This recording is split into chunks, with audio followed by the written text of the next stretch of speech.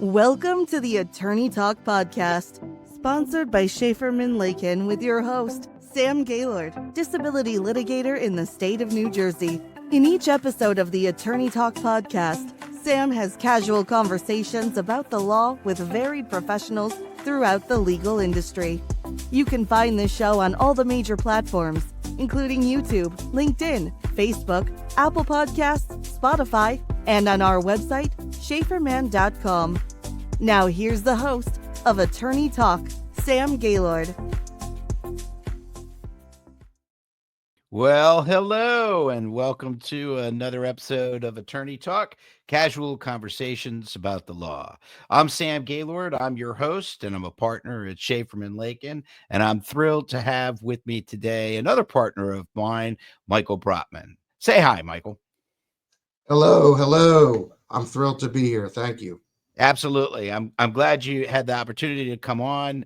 We have a lot to get to. I have a ton of questions that everybody's eager to get the answers to. But one of the first things I try to do, just sort of break the ice a little bit, is I ask each guest to give me a little something about what people might not otherwise know about Michael Brottman. So something about yourself that most people might not know. What would that be? Well, put me on the spot.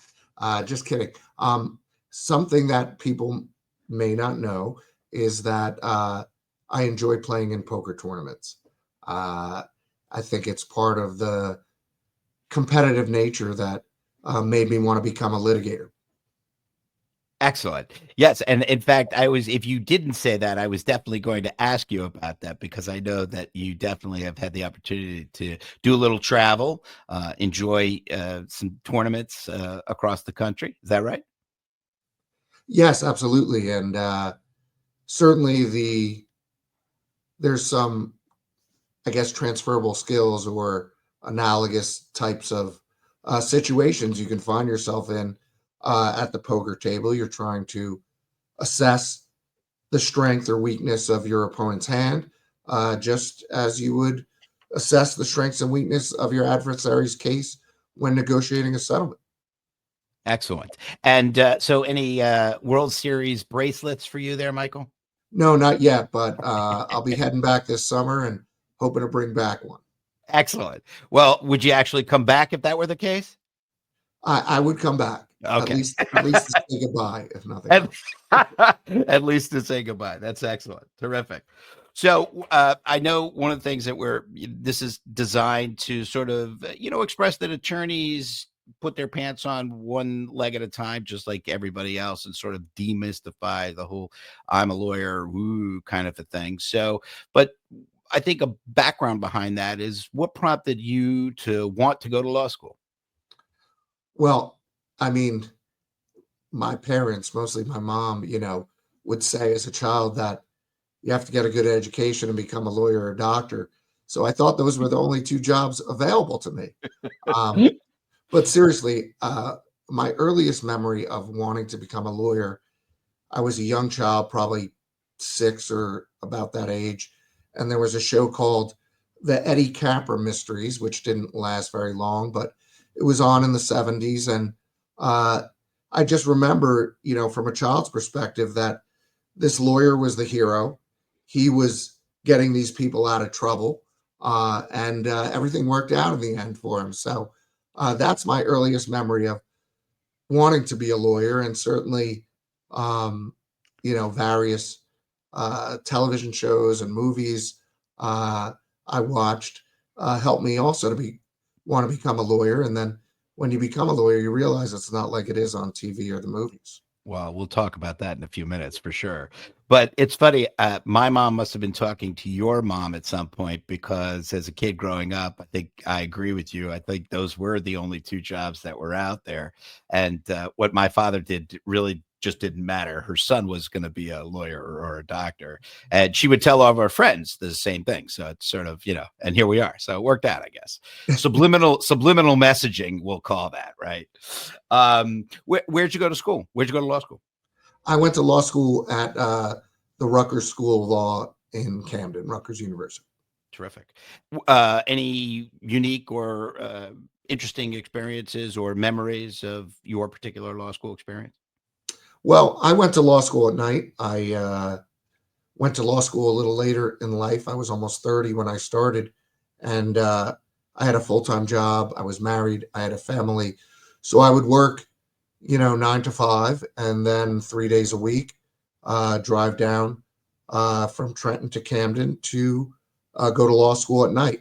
So it was certainly a grueling 4 years, if for no other reason than because I had so little time to do anything else except for work, study, and go to school. Sure. But it was an excellent experience for sure. And so, and again, because you were going at night, I thought I heard you mention that you actually went for 4 years. I did, yes. It's considered part-time, but you take, I think, 10 or 11 credits a semester, and 12 credits is full-time. So it was certainly a lot of time commitment. I would take my vacations from work or days off from work if I had to write a brief for school.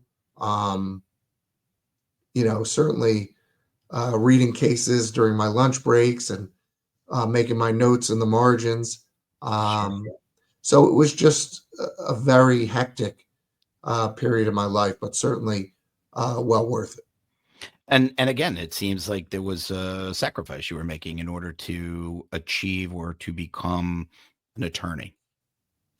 Absolutely. My son was only about 8 months, 9 months old when I started, and my daughter was born halfway through.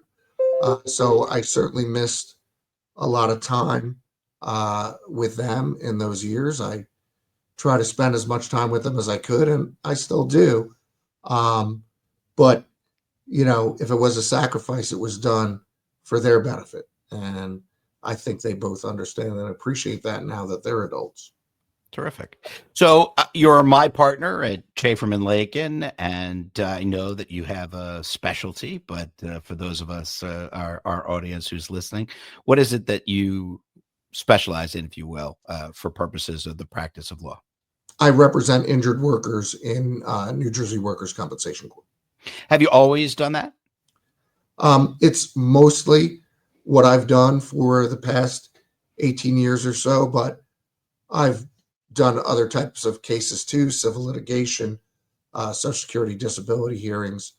So I have some experience with civil litigation, but I primarily focused on the workers' compensation practice for the past, 15 years or so. When you were in law school, did you know that you wanted to be a workers' compensation lawyer? Absolutely not. Some people go to law school and they know they want to do criminal, or they know they want to do insurance defense or family or whatever it is, corporate, whatever it is that they want to do. I really didn't know what area practice I wanted to get into. So I took as many different types of courses as I could: real estate, insurance, immigration, labor law. I did not take workers' compensation law in law school. I wish I did. But that was, I thought that was a great thing because you get a little bit of knowledge about a wide variety of subjects, and, just broadens your knowledge base. Terrific. Yep. And so now, for all these years, you've been specializing in workers' compensation, representing injured workers in the state of New Jersey. Tell me a little something about that area of practice. I'm going to start this way. What is it that you most enjoy about that particular practice area? Well, I enjoy helping people. Most people are appreciative of what we do for them, even if they don't always express it.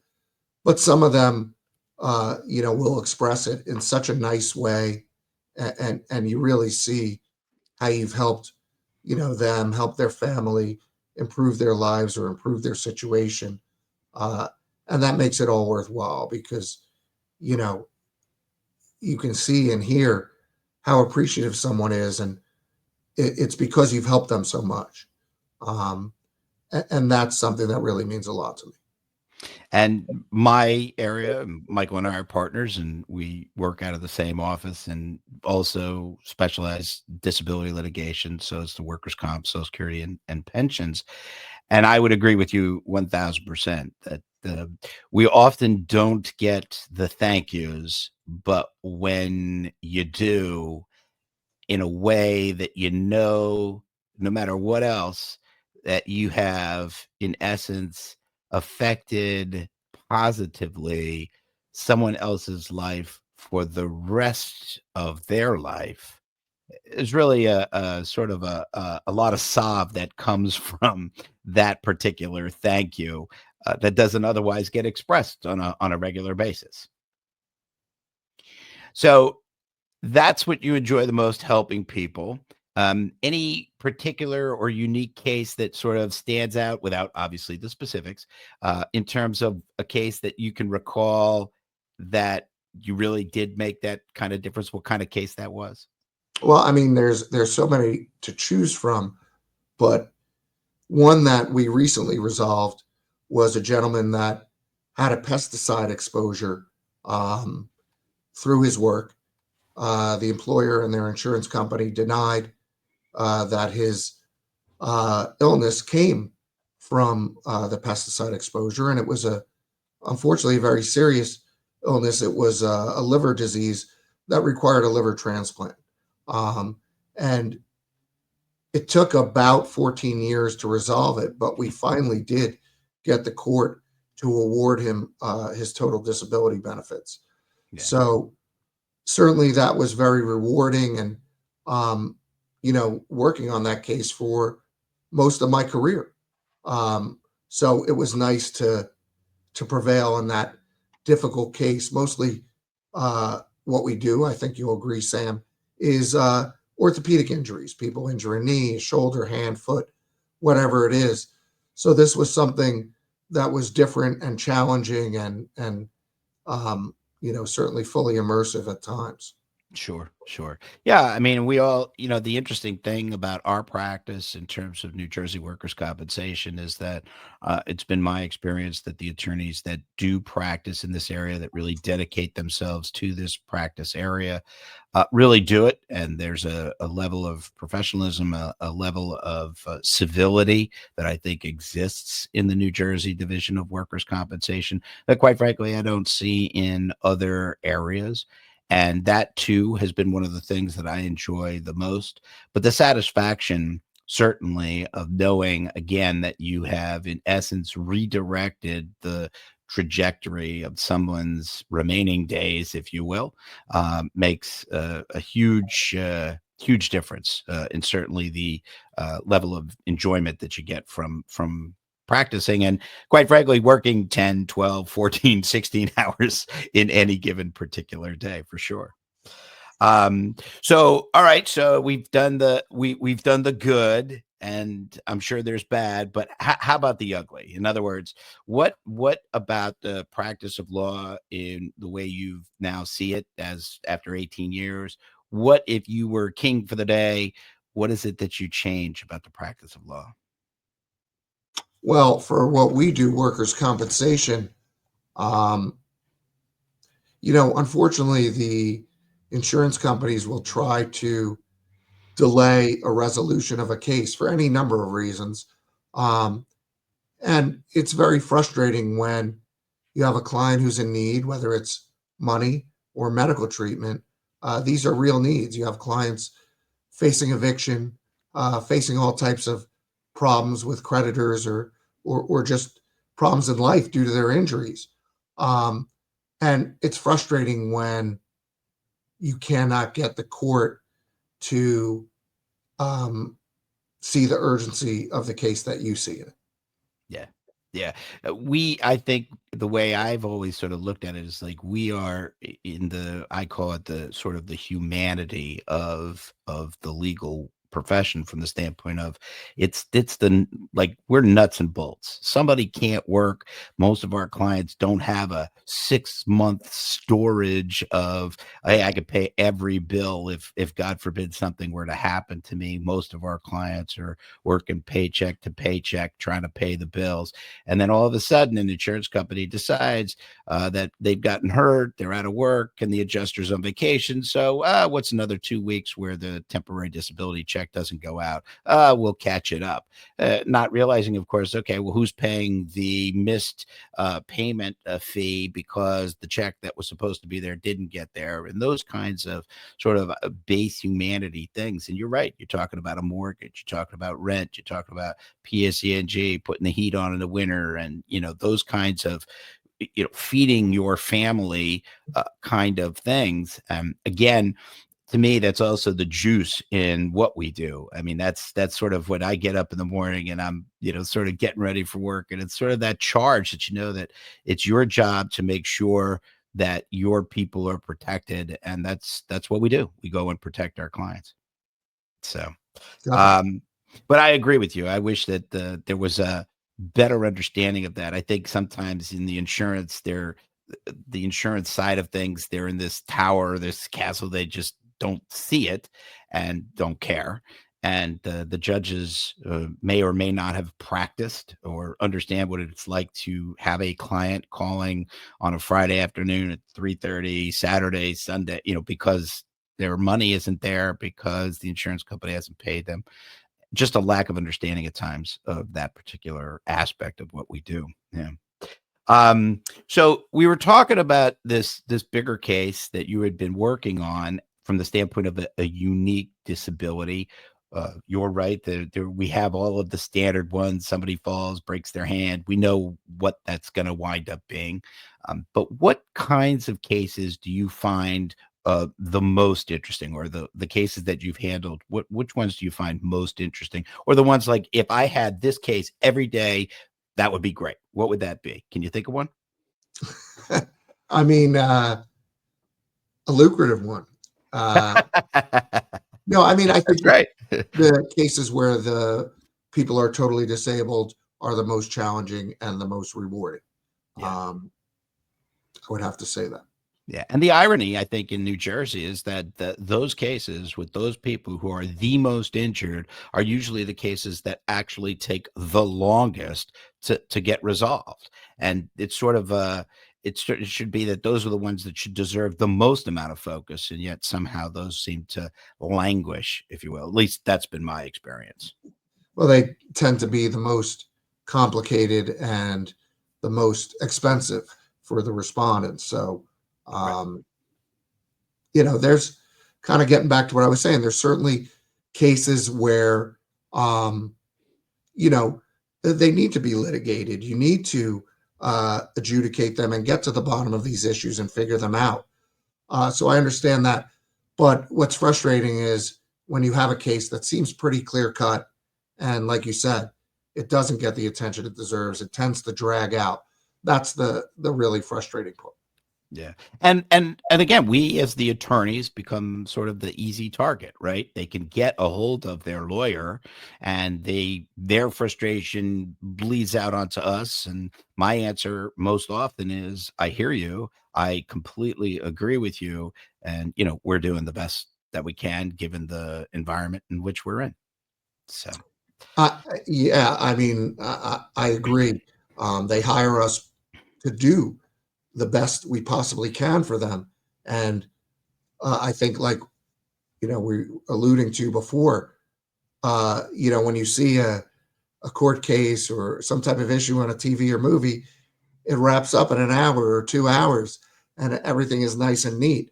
And I think that type of, portrayal of lawyers and courts in popular culture sometimes does make our clients impatient with us and think that we're not doing a good job for them because it's taking so long. yeah. When in reality, I think the most, the average timeline for a workers' compensation case is probably 2 to 3 years Yeah. from date of injury to settlement. Yep.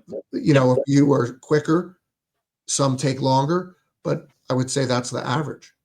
Yeah.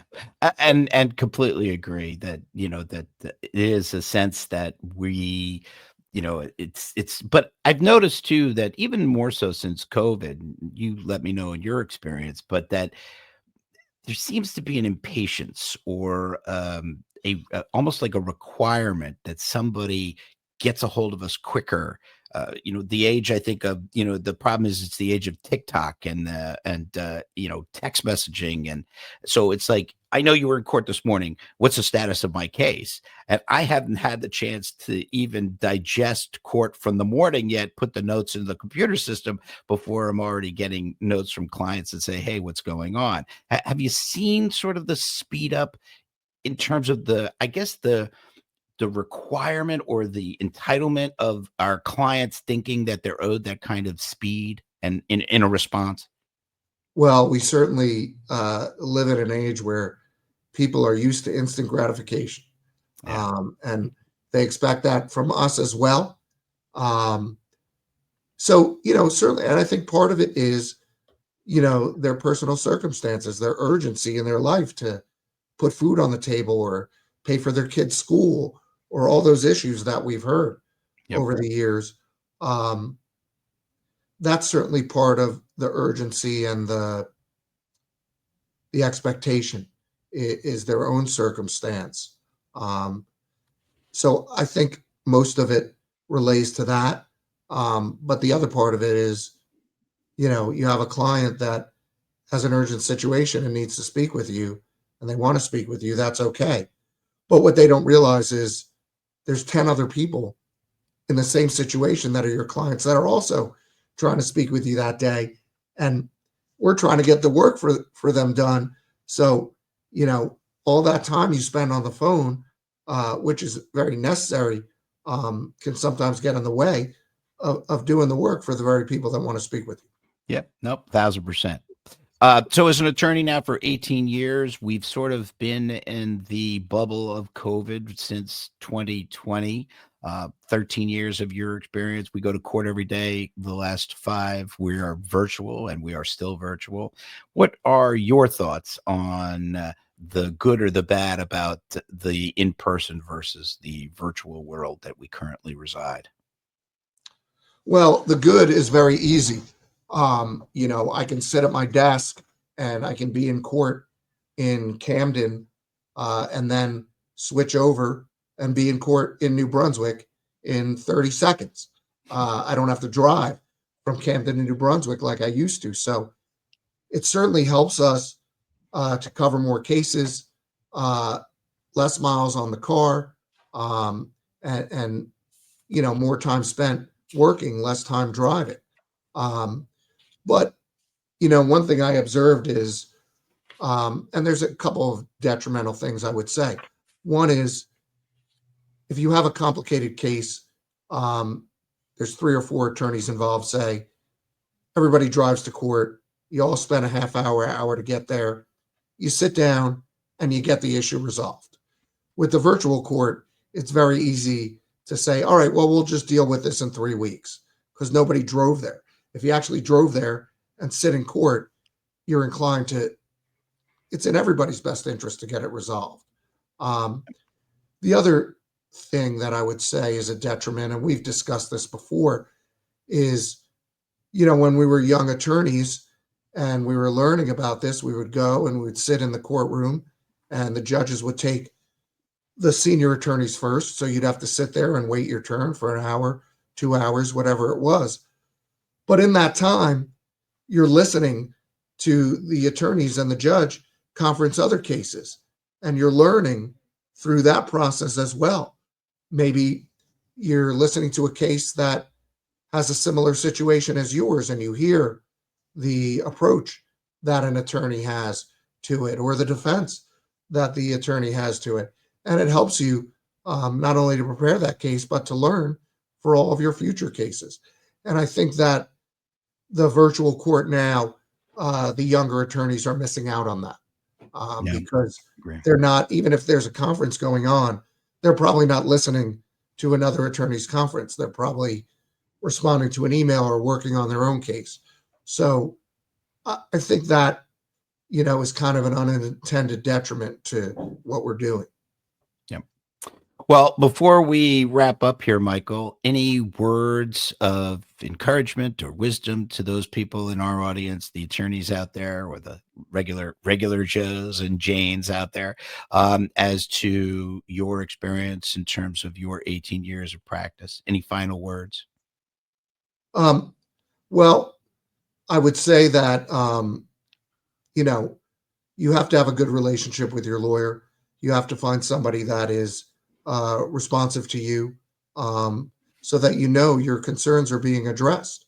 And for anyone that is thinking about going to law school, I would say speak with attorneys in the area you want to practice and in other areas too, and get insight from them.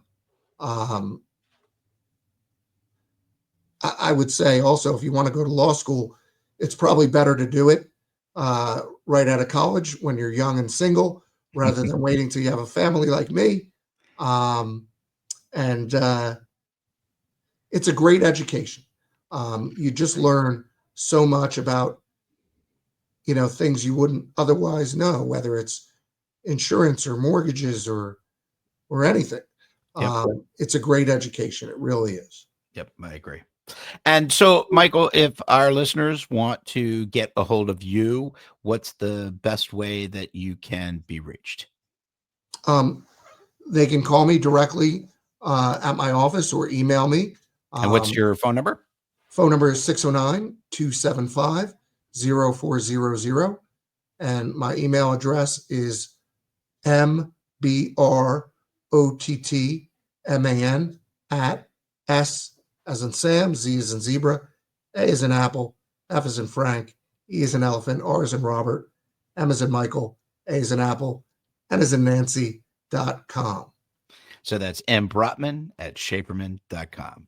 Correct. Well, I want to thank you, Michael. I really do appreciate you joining me today on Attorney Talk. I am sure that our audience has enjoyed our chat. I hope certainly as much as I have. And I want to thank everyone for joining us on Attorney Talk, casual conversations about the law. I look forward to seeing everyone on our next episode. Thanks again, Michael, and everybody. Goodbye. Thank you, Sam. You've been tuning into the Attorney Talk podcast, sponsored by Szaferman Lakind, with your host, Sam Gaylord, disability litigator in the state of New Jersey.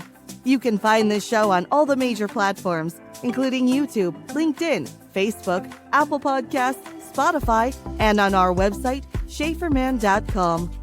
Thank you for your positive reviews, comments, questions, and for sharing this show with others.